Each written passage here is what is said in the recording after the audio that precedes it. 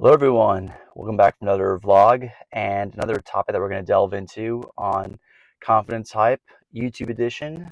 So if you're tuning in right now, please be sure to like and subscribe and click that alarm bell for more notifications, but I appreciate y'all's support. Wanted to delve into today's topic, and that's really about anxiety in terms of tips and tricks to control it and really monitor and establish whether or not what you're feeling and what you're thinking is actually real and warranted. Uh, Anxiety is a very broad topic that's really hard to get to the bottom of, and it's a topic that could be probably discussed for many, many, many days and weeks at a time if you wanted to have a discussion about anxiety to its fullest extent. But to sum it up and to be a bit more succinct for today, I wanted to give you some tips and tricks on how to really, again, establish whether what you're feeling and thinking is warranted, how to control it, and also, more importantly, understand the process and the reasoning behind why we are triggered by certain things, whether it be in the form of mental stress, physical stress, from an anxiety standpoint. And so, one thing I want to first start out with is by saying that anxiety acts and takes us to many different places for many different reasons because of the fact that anxiety is really something that people often don't really realize is a form of protection. Anxiety is really a protector of ours in the sense that when we have anxiety, our body sounds off different alarm bells. As Dr. John Deloney sometimes puts it, anxiety is almost, in a way, acts upon as something that protects us because it has GPS points. We have GPS points in our body, as Dr. John Deloney says. And what that means is that when we go through trauma, stressful experiences in our past, things that often we are, I guess, unable to move past, or we've moved past it, but we're still not healed from those previous episodes in our lives. Sometimes when we are brought with a certain situation, matter, discussion, argument, seeing something that may remind us of something that's happened to us in a negative way, sometimes what ends up happening is our body recognizes previous instances and previous times in the past where we felt a certain way when we saw and we discussed those certain things that we find to be rather anxiety driven and make us anxious. And so our body sounds like these different alarm bells because it's familiar with episodes in the past that made us unhappy. The body recognizes trends and patterns in terms of what we've gone through in our lives. And when we go through or witness something that initially we find familiar with something negative that's happened in the past, our body right away tries to protect us because, again, it has those historical GPS points in our body where it remembers how we felt during a certain time and episode that resembles what you're going through in that given moment. So this is something that is often deemed as protection, but it could also be something that is really dangerous in the sense that it can overtake us and really, at times, sort of paralyze us from an emotional standpoint of really being able to rationalize what we're going through and really make us a bit stubborn and make us go down a negative rabbit hole from a mental standpoint. So it's not a good way of living in terms of making sure that we're often protected during these anxious times. Yes, it is served as something that's protection, but often at times we have to ask ourselves, is what we're experiencing and what we're feeling right now in terms of anxiety protecting us actually something that is real? Is this protection warranted for? Do we really need to overthink this? These are all things that we go through when we're going through anxiety attacks and panic attacks. And sometimes anxiety forces us to want to think of the worst or assume the worst. And in a way, it makes us, as certain people call it, dress rehearse for tragedy. In a way, anxiety has this sort of, for lack of a better term, sick way of trying to prepare us for the worst case scenarios so that when the worst case scenario does happen, it's almost as if you're expecting it or it doesn't hurt as much. But I have news for you. If you are going through something negative at any given moment, it hurts regardless. So there's no point in trying to imagine and going through it twice, one of which being not even real at all.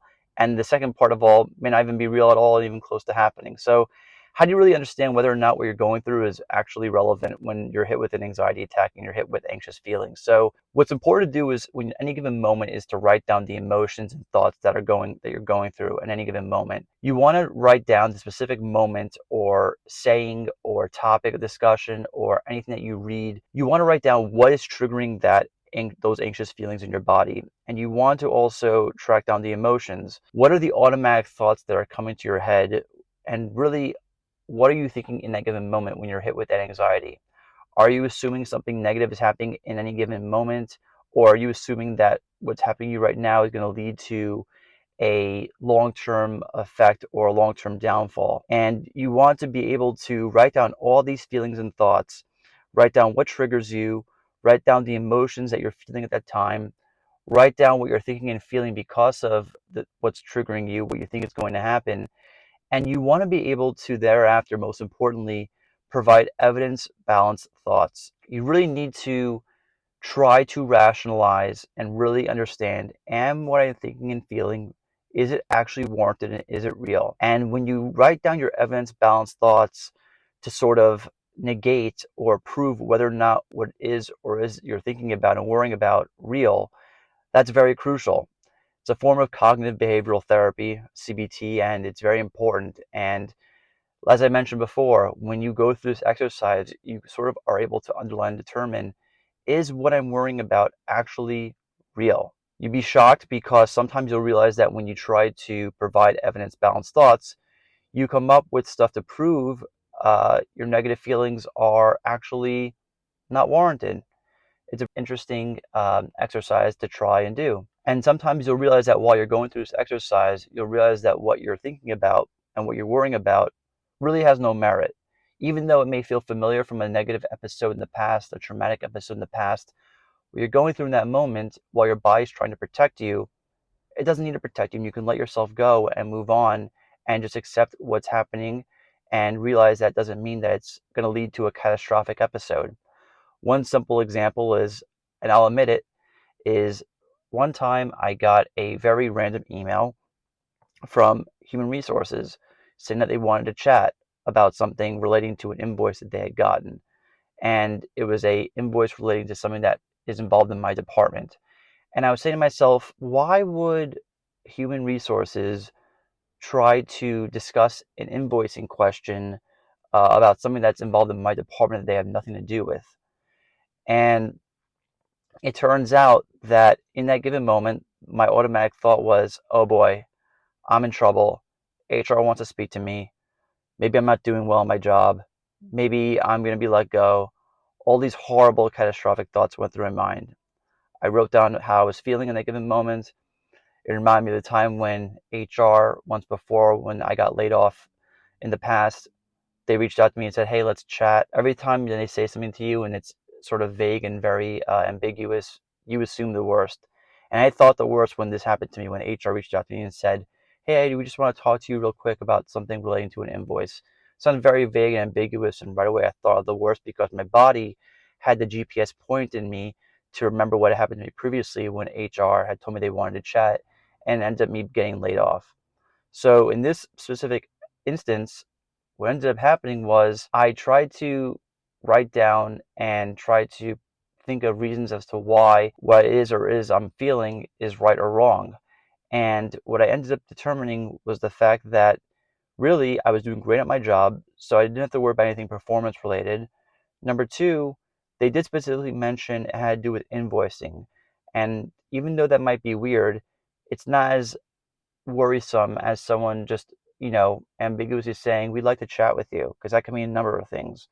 But the fact they mentioned an invoice, although it might be weird and kind of random, I figured, hey, maybe there is some truth and merit to it. So that allowed me to calm down a little bit in that moment, so that by the time I actually had my conversation with HR, lo and behold, it was about an invoice that turns out the reason they reached out to me was it's a vendor that I use regularly, and they happened to hear about that vendor that I use and decided that they wanted to use it themselves and wanted to ask some questions about, you know, what their programs typically cost and an invoice that they had received to see whether or not what they were being charged for is accurate based on my experience with them. and different types of products I've worked on to see if whether or not the invoice was accurate or not.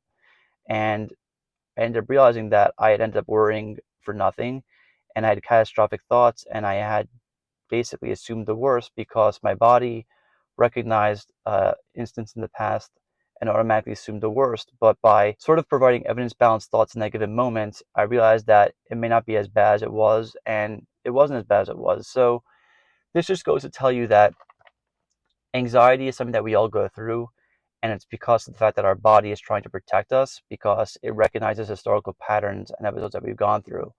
But that being said, even though it's trying to protect us, it may actually be doing more damage than good. So you always want to make sure that in any given moment, that when you're going through an anxiety attack or anything that's making you feel anxious, you want to jot down what is the actual triggering moment that's making me feel anxious. What's causing me to feel anxious?